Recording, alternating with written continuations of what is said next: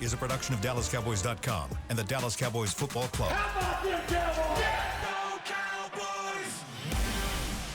This is Mick Shots, streaming live on DallasCowboys.com and the official Dallas Cowboys app. Now, here are Bill Jones, Everson Walls, and Mickey Spagnola.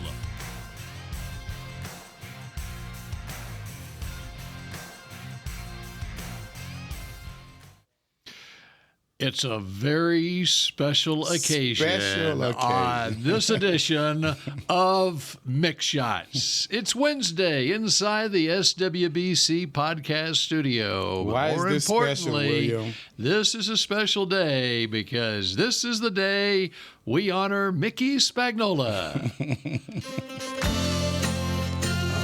Very nice. Yes.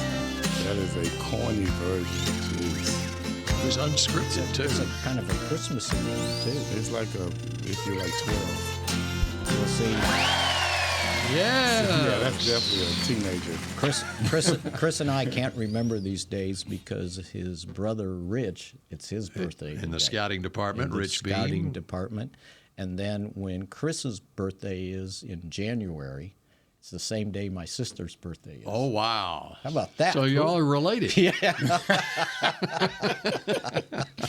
How about the birthday look that Mickey is throwing down today? I just noticed He's got a tie on with a black Cowboys vest on, black shirt. The song was a teenager's birthday song, and his mom dressed him. Hey, the funny thing about that whole situation is, and we're all from Chicago. That's right. Yeah. Wow. Oh, So So, are related. good stuff. Maybe Good related. stuff. Spags, you might be the smallest person from Chicago I did. I've ever seen. No, not quite. Isn't that like the city of big Yes, but we shoulders or have something? broad shoulders. Broad Didn't shoulders, say yes. anything about height, right? It's also the windy city. There's Windy, a lot of yeah, wind a lot coming of wind. out. Yeah. Yep. And That's it's not where we- because of the atmospheric conditions why they call it the windy city. And it was also the city that works too, by the way. Mayor Daley didn't put up with any city union strikes either. I think you're just making up stuff. No, I'm not. The city of whatever. If you're we going to just come work, up you're with. bringing your legal pad with you, too. And look who didn't bring his legal pad today on his birthday. What is happening, He's got bro? a notepad Well, instead of a legal let's pad. see. I had 10:45. I did a TV spot. That's why you have the tie on under that Cowboys 10:50. I vest. did another TV deal. 11 o'clock was the locker room. Okay. 11:40 was the fan, and 12 o'clock was this. Don't you know what I do for a living? Yes. I haven't had a minute's The peace cowboy yet. mouthpiece. That's right. Haven't had a minute's peace yet. And there's a lot of spinning going on this week. Oh, So the Mike McCarthy press conference won't be until later today because 4:45. it's a short week after the Monday night game, playing on Sunday at noon in Charlotte against those Carolina Panthers. And the team didn't need to be here till noon today for a team meeting, and then So they opened up the locker room at 11. And yes, that's strategic. Okay? Pretty clever. Team reports at noon. Media can come in at 11. I think I can count the guys that were in there was the media in there talking to themselves? passing through, which is what they do anyway. passing through with maybe both hands, right? All 12 fingers. That's about what what now? 12 fingers? the guys that both hands. What are we talking That's how many people were in there. 12. Both hands, 12 fingers. I got it. 2 hands, 12 fingers. Yeah. Or, whatever, Okay. 10, I guess. 10, yeah. So we nothing waited coming out of to the party. nothing noteworthy coming out of the locker room. Yeah, there was. I mean, I don't know what more you could ask them or what more they could say. Cavante Turpin talked for a little while, and he was talking about going forward, and he goes, me. He goes, I'm just trying to win games, and it doesn't matter who I'm competing against or what happened before. But I did get to ask him. I think, did I tell you yesterday that when he was lined up waiting for the punt, the 2 minute, and that he was having this conversation he's over with there the talking, sideline? yeah. I said, so what was going on? Were they giving you crap or something? And he goes, no, they were telling me to make a fair catch. He goes, they said, don't be returning this. You make a fair catch. And he said, you better kick it out of bounds, because if I get my hands on the ball, I'm going to the house, just like that. So that was the conversation they were having during that 2-minute timeout. I thought it was, and he was laughing about it. He goes, one of the guys, he goes, I know real well on the team, Britt, I don't know if it's the last name. He goes, we know each other, so he was giving me grief, and I was telling him, you better not kick it to me. But let's think about this. We have two extremely, well, really three dynamic players on special teams. No Anger kidding, can kick right? his butt off, right? We've got our field goal kicker, and we've got Turk. And the deep snapper's not all that bad. Not bad at all. And don't forget Nick Vigil.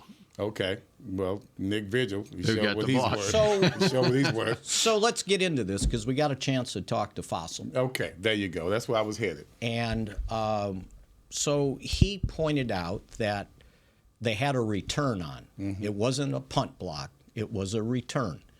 And what they do for the return is they call it a vice. So you got two guys holding up the gunner to the left. That's how you can tell that the return is on. Right. When you're watching football at the snap, if you see two guys on the gunner, then the return's on. And they wanted to go to that side, to the Cowboys' left.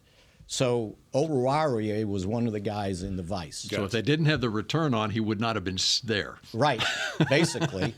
And so what you have to do is the guys to the right are all gonna, at the snap, take care of their guys and then peel back to block. The guy that it was in Vigil's spot is supposed to be not the hold-up guy, but make sure there's no fake going on. And so he's supposed to sit there. And what happened was he had the wherewithal that the guy that was in front of him didn't block him. And he was like, oh, I'm going to go and see what happens. Great recognition. Free run. Great recognition. Right, he had a free run. Because to notice that and then rush and still block it. Right. That means that he really... And perfect technique, too. And not hit the punter, right? Right. So Perfect it was technique it on was the all block. perfect, right? Until the ball bounces.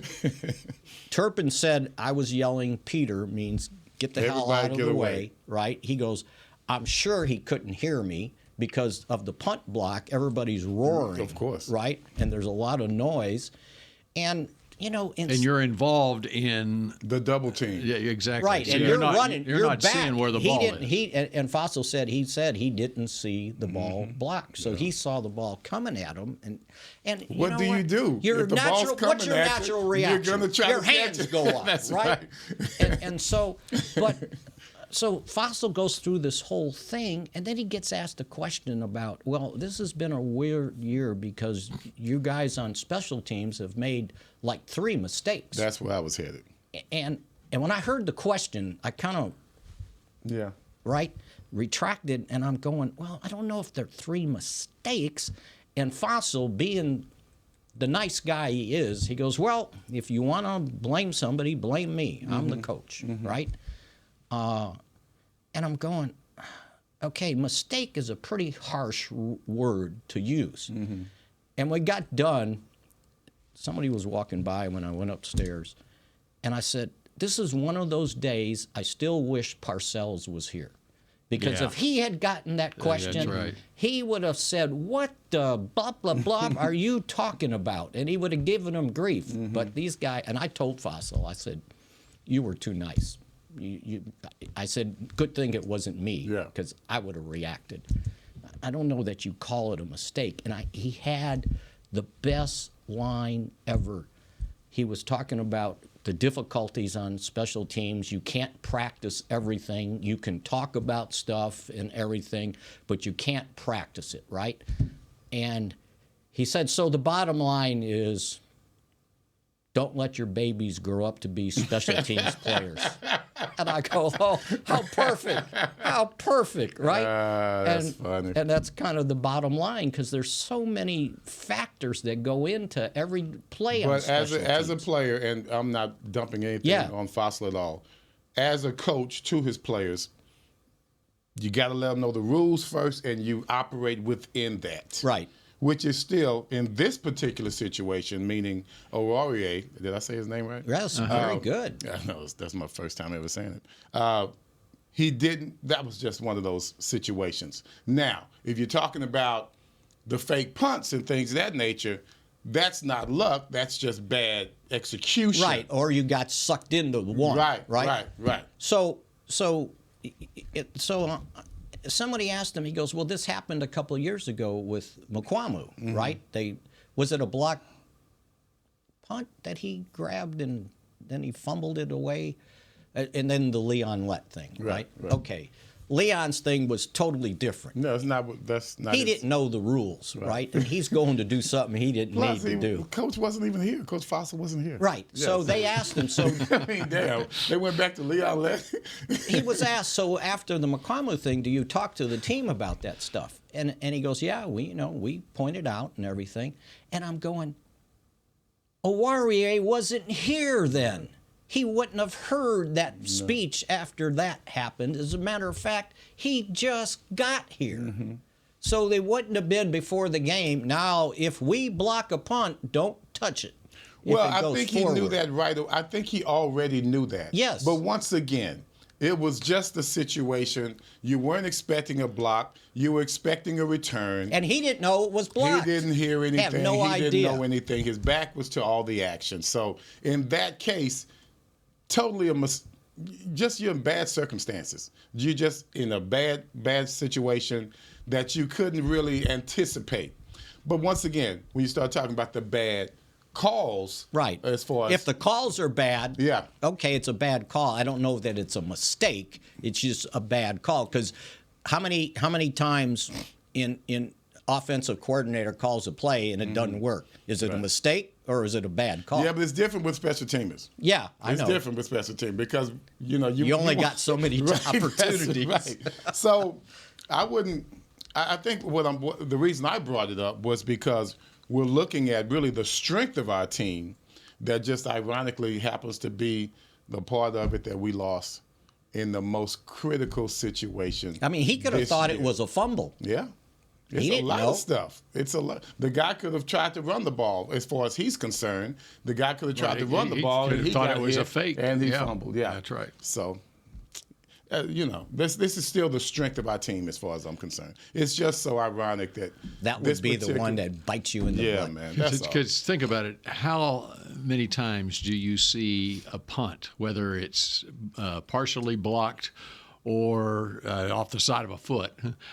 How many times in the NFL does a punt wind up in the area that one going up? forward too? Right. It was no more than 10 yards, I believe, from the line of scrimmage. I mean, rarely. It was further down. Well, they were at the 29, so he's probably punting from the 20, right?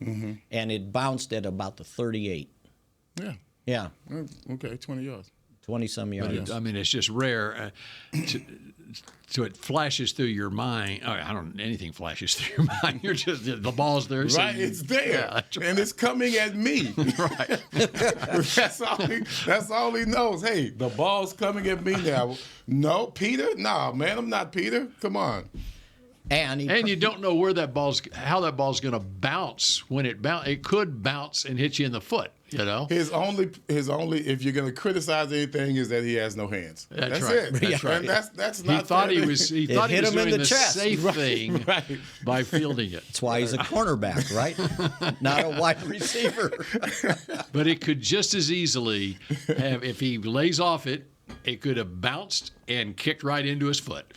Or it could have hit somebody else. Yeah, one of his teammates. Now, the best thing would have been if it would have hit one of the Bengals, and then it's a dead ball, basically. Well, and then you can pick it up and run with it and try to score, and it doesn't matter what happens after that. If it's a negative for the return team, it goes back to where the punt team touched it.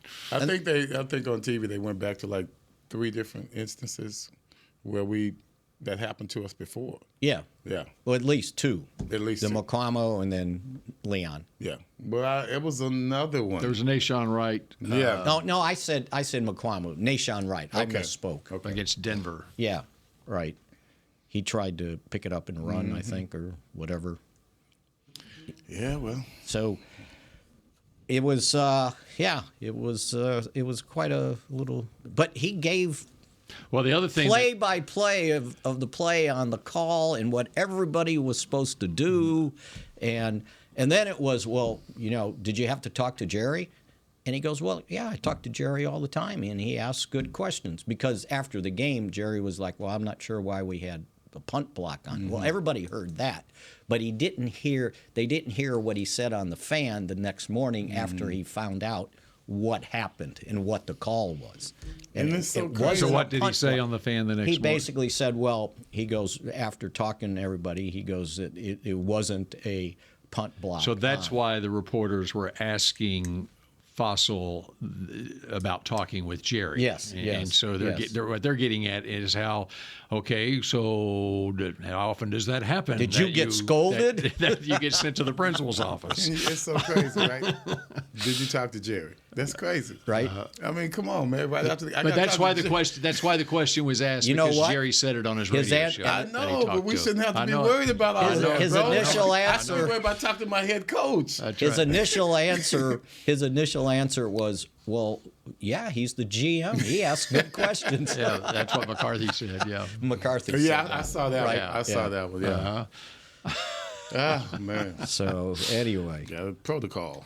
and once again, this team can't just lose a game. No. There's got to be a reason Yeah, why. we're so special, aren't we? Right? Or somebody's fault. Yeah. Yep. All right, we're just getting started on a happy birthday edition of Mix Shots. We're not going to ask how old Mickey is when we come back here on Mix Shots. We'll guess at it. Star Sports Tours is the only official fan travel partner of the Dallas Cowboys, offering exclusive game weekend travel packages with pre-game sideline access and photo ops with current players, cheerleaders, and Cowboy legends. You want to stay at a team hotel, attend the best tailgate party in Texas, tour the Star, and talk X's and O's with me, Everson Walls? With Star Sports Tours, you can. Visit cowboystravel.com to book your travel package today. Hey Cowboy fans, I'm Dak Prescott, quarterback of the Dallas Cowboys. But lately, I've been learning a new game, crypto. Sound confusing? Don't worry, even us pros were rookies in crypto once. That's why I trust blockchain.com. They make crypto easy. No confusing jargon, just the tools to help you win. Prescott keeps it, slides with a first down. Invest like your icons, where everyone is a rookie in crypto with blockchain.com. Perfect throw, my goodness. Wow, did he ever thread the needle. Visit blockchain.com/Cowboys to get started. Hey y'all, Matt Pittman of Meat Church here.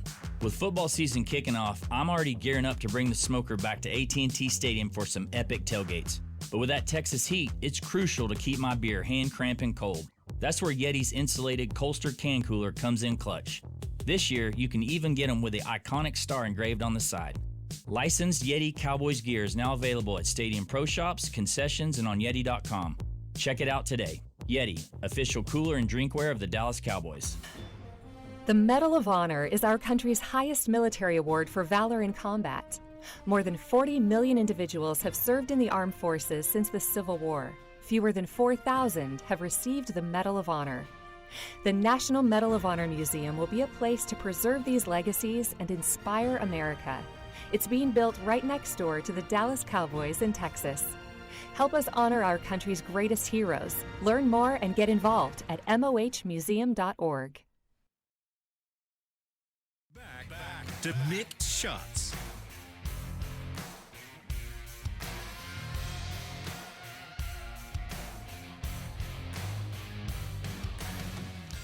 The most electrifying event of the holiday season is here. Cowboys Christmas Extravaganza, powered by Reliant, is back at the Star in Frisco. Join us every Friday and Saturday night from November 22nd through December 21st for a spectacular holiday show with Dallas Cowboys cheerleaders, Rhythm and Blue, Rowdy, Santa Claus, and surprise tree lighting appearances from your favorite Cowboys heroes. Best of all, the show is free, Spags. For details, visit one word, thestardistrict.com. Don't miss out on the holiday magic. They didn't charge me last Friday night. Last Friday night you went? High school game. Oh, yeah. But that takes place right before. Did you see game Santa? starts. He was gone by the time I think we. That's the next walked through. promo. That's the next promo. Oh, Everybody okay. says. See, you're ahead of yourself. Okay.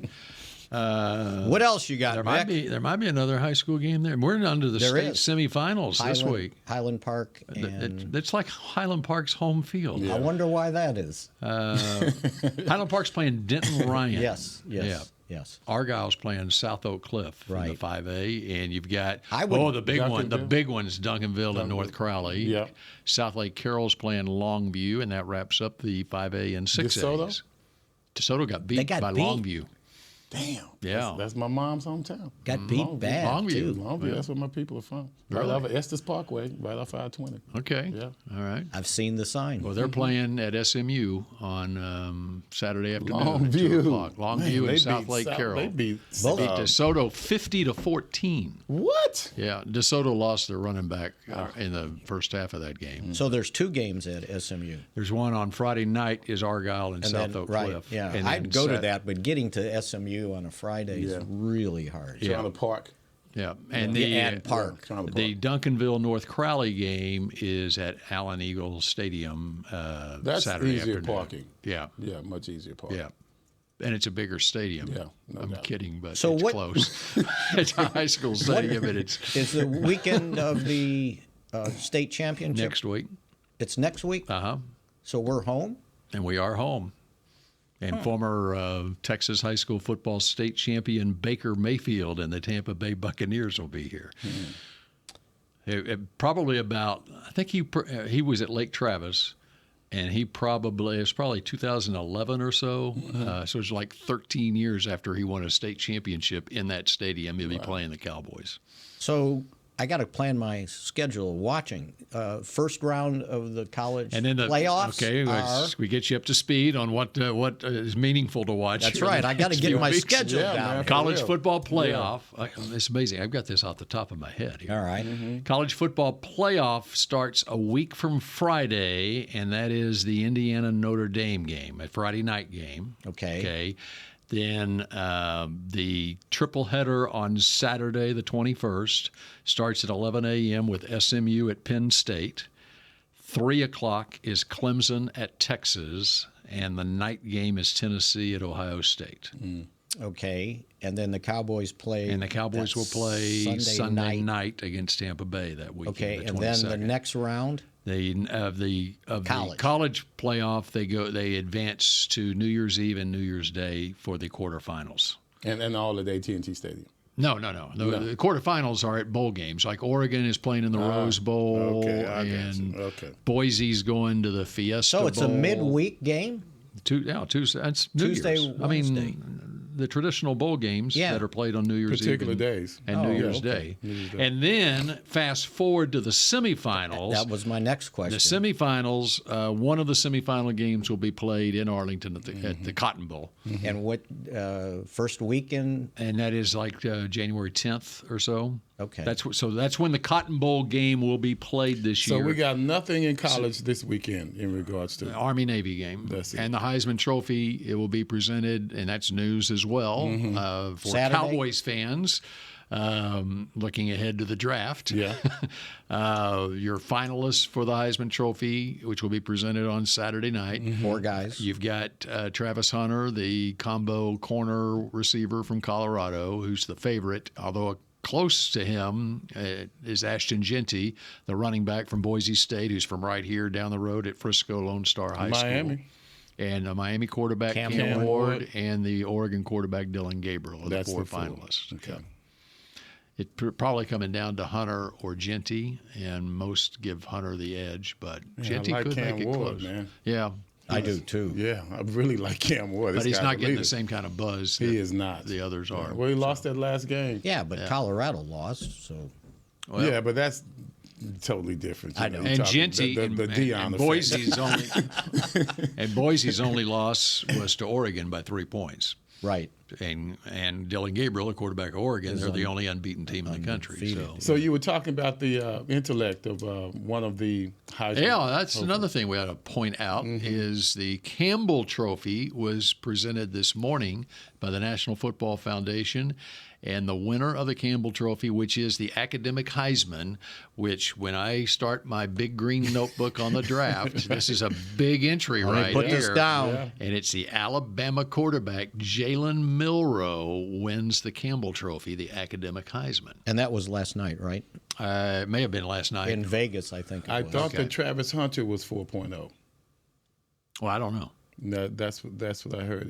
He's also a very intelligent young man. All right. So I thought maybe he would win that since they don't want him to win the Jim Thorpe Award. He can't really. Right. How does he not? I don't know, man. We got to talk, dude. We got to talk about this. This is your purview right here. How does Travis Hunter not end up with at least being A finalist considered for the Jim Thorpe Award, which goes to the top defensive back in the country? right? They're just not giving him credit. They don't want to give him everything. Both ways, right? I mean, this is a 'cause he unique spread moment it here. around. This is the time. He had a chance to win the Thorpe Award and the Bolitnikoff Thank you, Award bro. and the Heisman And the Heisman. and the Horning for the most versatile player, and just give them all to him. Well, it's like the NFL. So you got somebody that's going to be the AFC, NFC Offensive Player of the Year, but they're not going to be the NFL Player of the Year, right? Crazy, man. Can't have. I mean, you celebrate. You don't a guy get like both. That. This is a unique moment in college Yes, football history. it is. And for them not to acknowledge that, it just makes no sense to me. It's like, nah, we just choose to do this of our own volition. We don't feel like giving. We don't feel like it. We just don't feel like it. So no one's had to answer for that, huh? I don't think it's. I don't know if You it's know, come up. you media guys can be such wimps sometimes, man. You're with us. You know, I still think about you back when they're trying to go and ask the referees questions after the game, and they punk you guys with cigarette smoke and all that kind They of might stuff. as well have. And by the way, the award winners will be announced tomorrow night. Thursday night is when they have For all the awards? for all the awards. Oh. Well, outside of the Heisman. The Heisman's Saturday night. When do they do it? Tomorrow night? So on Thursday night football and awards? Yeah, and Thursday night football is the It's a big 49ers game. and the Rams. Yeah. A big That's big too. Yeah.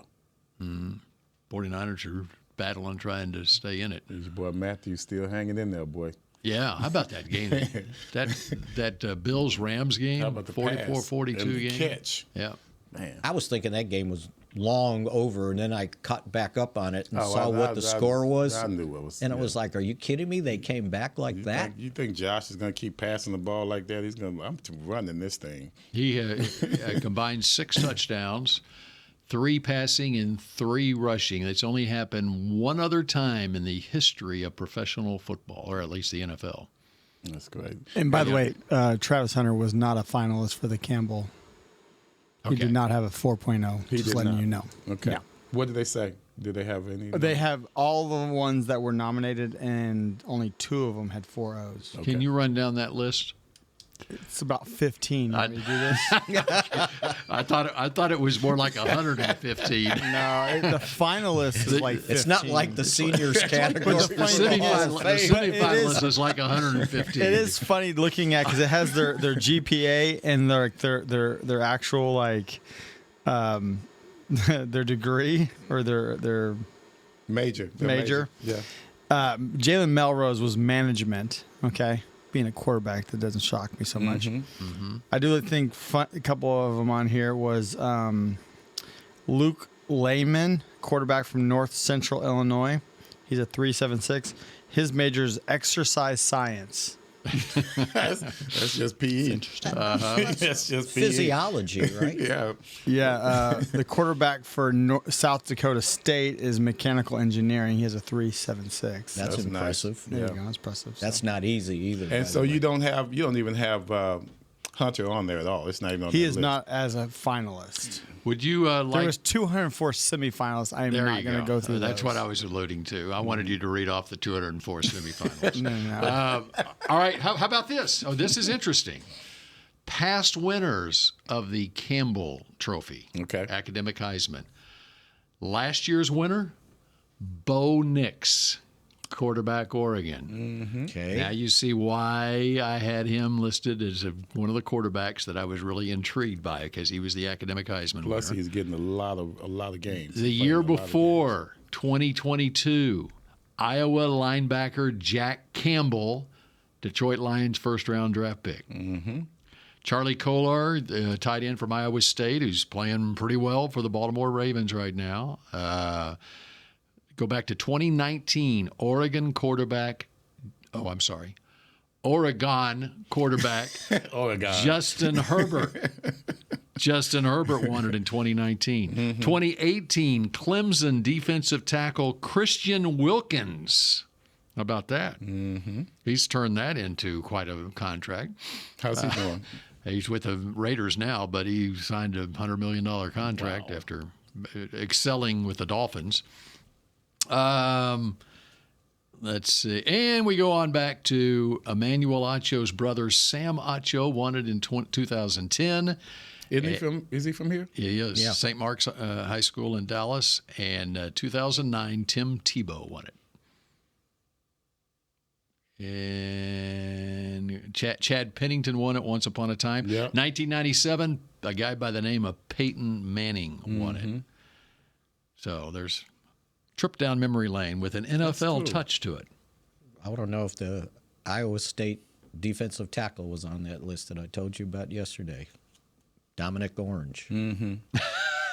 Big Citrus.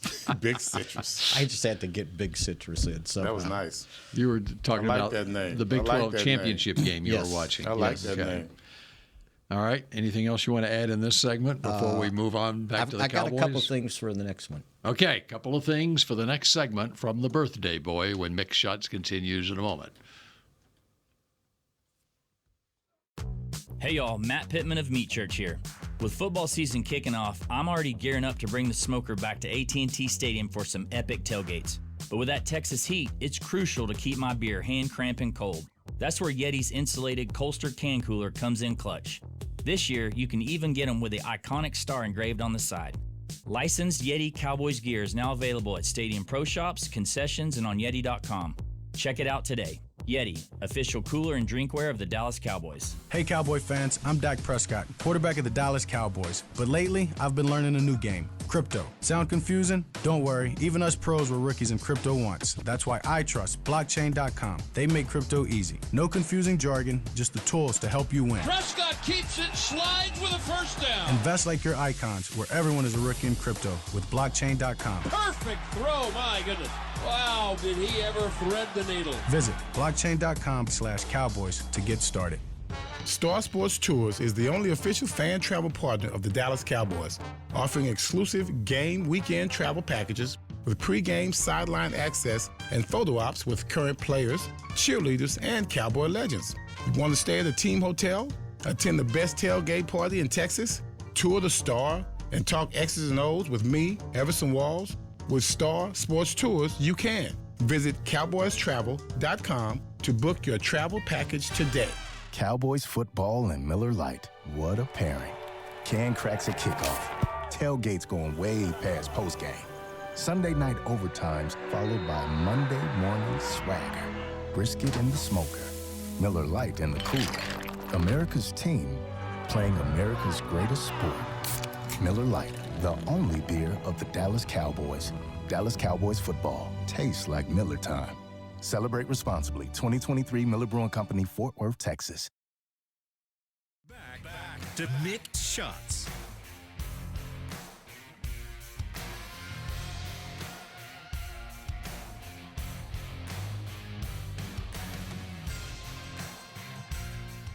Capture a frame-worthy family holiday photo with Santa at the Star. Presented by Monument Realty. Santa will be spreading holiday cheer at his Cowboys-themed cottage in the Star District from November 22nd through December 24th. For more information and to book your visit, head to thestardistrict.com/Santa. All right, we got a special guest that has joined us here in Mick Shots.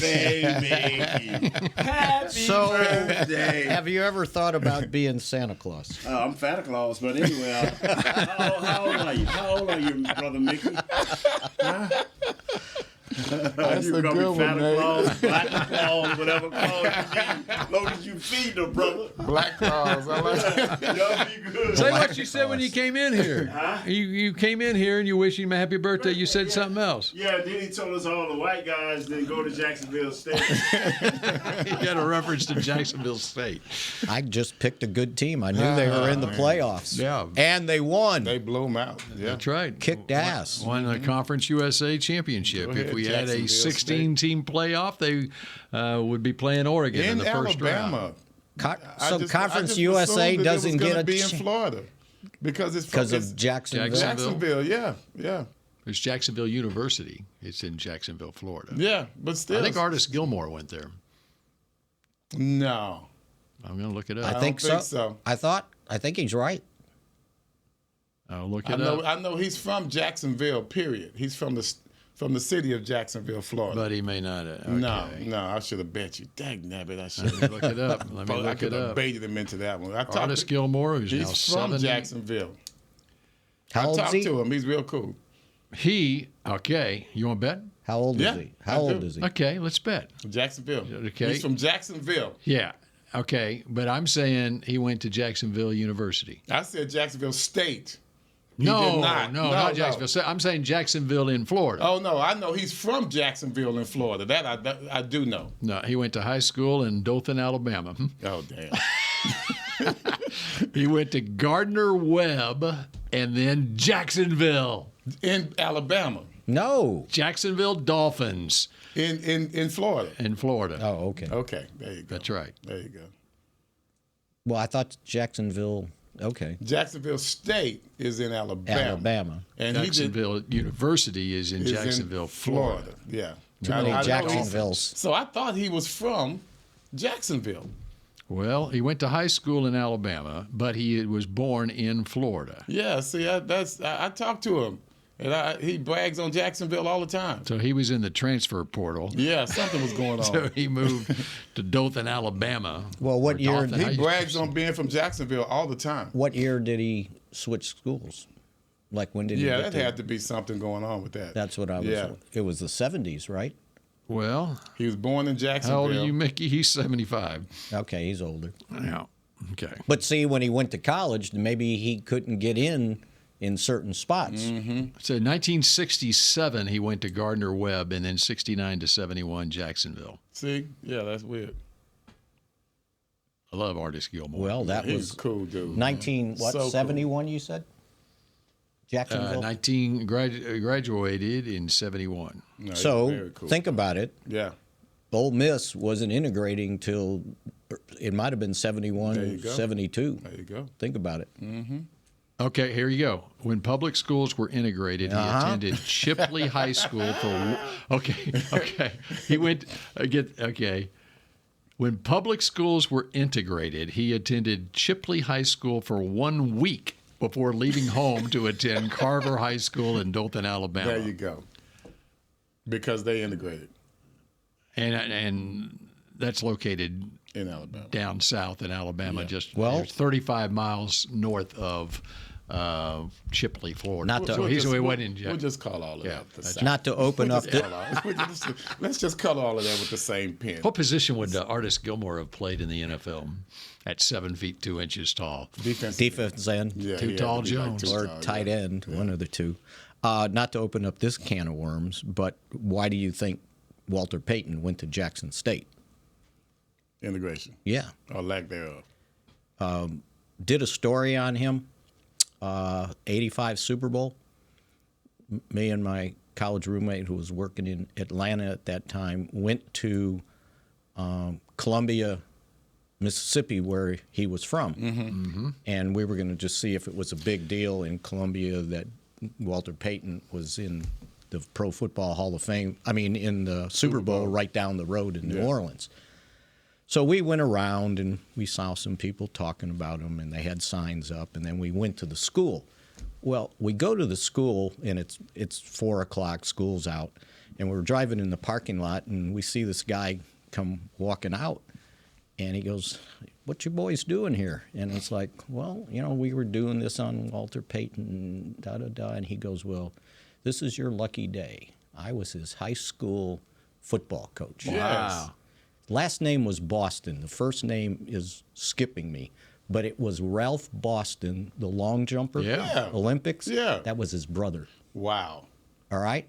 So we started talking to him about Walter, and he started telling us the stories. Charles Boston. Thank you. He started telling us the stories about the schools integrated Walter's sophomore or junior year.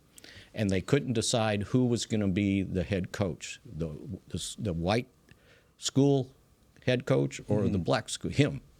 And so they decided they would be co-head coaches. And the integration part in that time was very difficult. And so they played the first game, and I don't know if the story got exaggerated or what, but the first time Walter touched the ball, he runs 70 yards for a touchdown. He must have scored 3 touchdowns in the game, right? And all of a sudden, Mr. Boston says, it didn't matter what color you were as long as you were winning the game. And he goes, and Walter did more for integration in this city than any other person. It was one of those weird things. He had to go home. He said, he started talking. He goes, I got so much to tell you, but Mama's waiting for me for dinner, right? He goes, why don't you boys come over to the house? We go to the house, sit on the porch. She brings out iced tea, and we must have talked another hour. It was like the most fortunate thing might have happened to me in my writing career, right? And he's sitting on the porch, and he goes, yeah, you see that field out there? Well, that's where I saw Walter playing junior high. And he goes, he didn't want to play football because he was in the band. And if he was in the band, they said he couldn't play football because you have to march at halftime. And he goes, well, I took care of that. And he goes, he can do both. And he can march with his uniform on, right? My son did that, yeah. And he says, and you see the store across the street? That's where all the kids went and bought their candy, right there. And it was phenomenal. My son had the sacks and his shoulder pads still on. Yeah, absolutely. And let me get this in. Let me, before you do that. Yes. All right, on the subject of Walter Payton, you know the 2 Pro Football Hall of Famers that played with Walter Payton at Jackson State? At Jackson State. I know one. Okay. Brazil. Yeah, Robert Brazil, and the other Jackie Slater. Oh, wow. Okay, go ahead. And that's where they had no other choice, right? Yeah. At that time, or because Switzer couldn't recruit everybody. Yeah, or Duffy Doherty at Michigan State. Yeah. Because I made that mistake. I interviewed some guy from a little small town in Mississippi, and he ended up being an NFL star, and he went to Michigan State. And I'm talking in high school, he was so good, big guy too. And I go, so you mean Mississippi, Ole Miss, Mississippi State, Southern didn't recruit you? And he looked at me and he goes, where are you from, boy? And I said Chicago, and then I knew what was coming. He goes, those opportunities weren't available for men like me, right? So Duffy Doherty was recruiting Mississippi to get all these great athletes at Michigan State at that time. It just occurred to me, Barry Switzer's greatest accomplishment might have been breaking the color barrier. Yeah. Yeah, there's no doubt about it. There's no doubt about that. I mean, it was real. You know, I was my dad and I were Oklahoma fans because Texas wasn't signing any black players. And so that's how I'm still OU to this day. Just simply because of that. I'm talking about it going back to when I was 9 years old. Yep. I mean, we took it for granted. It didn't dawn on me, right? And it's like you got to give Bud some love too, Wilkinson. Yeah. Yeah, you got to give Bud some love on that. And then Bear Bryant came around, right? And Chuck Fairbanks was the head coach when Switzer was the assistant. Right. So when guys like Greg Pruitt came in, and okay. Anyway, well, we got off topic here. Right. Let's clear Good this topic. up. And Good topic. so I don't know that I've seen so many people have an injury have such a profound effect on this injury to DeMarvion Overshown. Everybody talking about it or whatever. So they asked Mike Zimmer during his press conference yesterday about DeMarvion, and he went on about him and everything. And then somebody said, so does he remind you of any player you've had that just had that kind of impact, right? And he kind of hemmed and hawed, and he goes, Darren Woodson. And I'm going, okay, That's a high compliment. We're talking a Ring of Honor That's member who should be in the Pro Football Hall of Fame. I'd say that's as close a comparison. And I was thinking about it, and it reminded me of this story about Woody. He got here from Arizona State as a hybrid linebacker, and Jimmy wasn't sure what to do with him, like if he was ready to make the transition to safety. Yes. And Campo was the one that basically scouted him at Arizona State and put in the word that we can use this guy.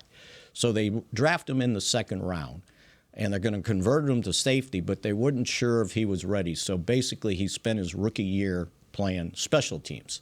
Then the second year, it's like, okay, this guy's pretty darn good. Yeah. You're our safety. Yeah. Not only the safety, he was the slot corner on the nickel. That was later on, though. In his second, third, maybe not his second year when he first started, but eventually, right? And so I remember in '93 when he started and he was having a great year. I was talking with Jimmy and I was asking him about Darren Woodson, and he goes, might have been my biggest personnel mistake ever. He goes, I didn't think he was ready to play safety in the NFL. He was more than ready. Yeah. And I wasted him on special teams. And that's how good Woody is. And to compare Overshown with Woody is pretty high praise. It is. And think he's only played 13 NFL games. He's been awfully good, and everybody wants to talk about him.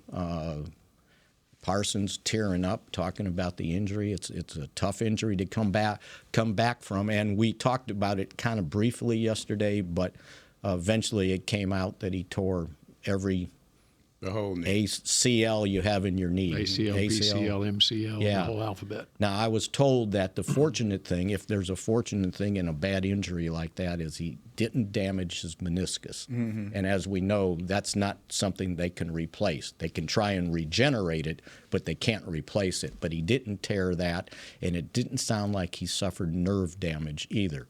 So it's a long rehab. I mean, he may miss next year. Yeah. But, I've heard that still got a smile on his face, and it's like, okay, we got to get started. Let's go. His just the dynamic way that he plays, his just a burst of athleticism on the plays, especially that he makes that make a difference. He reminds me a lot of Michael. He really does. The way he's able to close the gap. It's like their quickly. suddenness. Yes, that's what I'm talking about. Yeah. To where it puts more pressure. It's like the offender. He's not aware of just what's coming and how fast it's coming. And when they see how fast it is, then they're kind of surprised about it. That's how you make turnovers. That's how you make plays.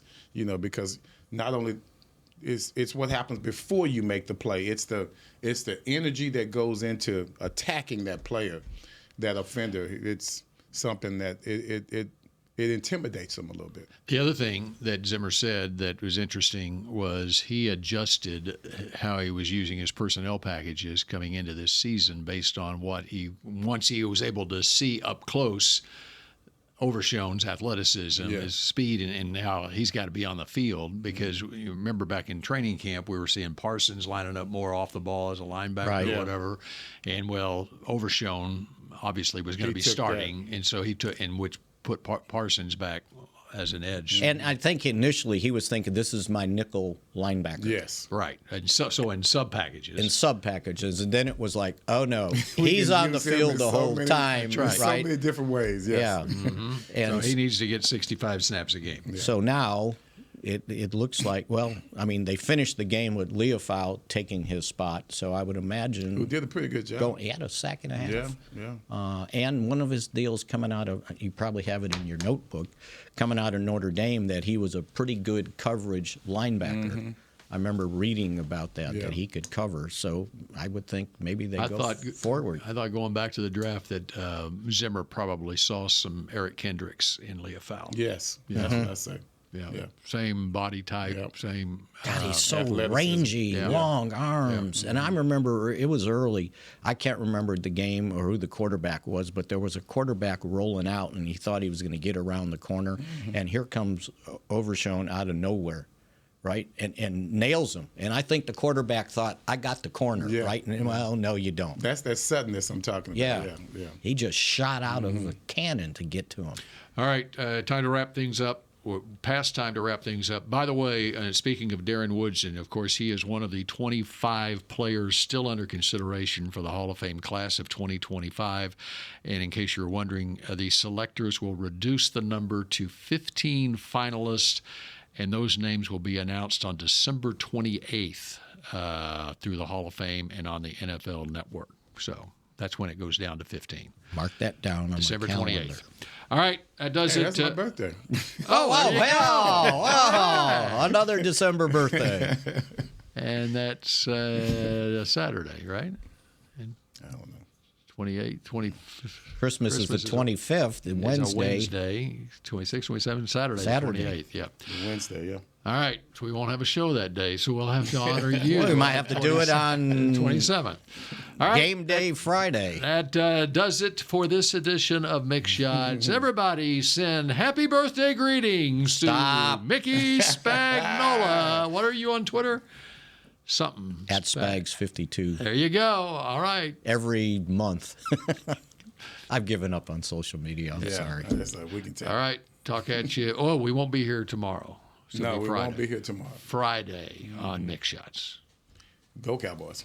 This has been a production of DallasCowboys.com and the Dallas Cowboys Football Club. How about this, Cowboys? Yeah!